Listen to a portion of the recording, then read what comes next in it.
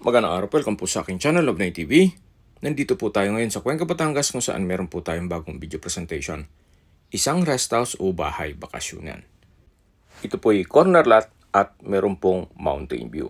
Nasa loob po ito ng isang subdivision na along the highway. Kaya accessible din po ito ng public transportation. Napakatahimik po ng lugar, sariwang hangin at malamig po ang klima.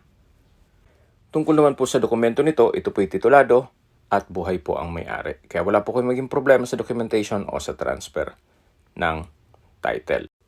Well-maintained po itong property, kaya ready for occupancy. Ang full video po ay mapapanood nyo sa aking YouTube channel na Love9 TV Official. Binebenta po ito ni owner sa halagang 8.8 million pesos net. Kung may mga katanungan po kayo, tawag lang po kayo sa aking numero. Maraming salamat po.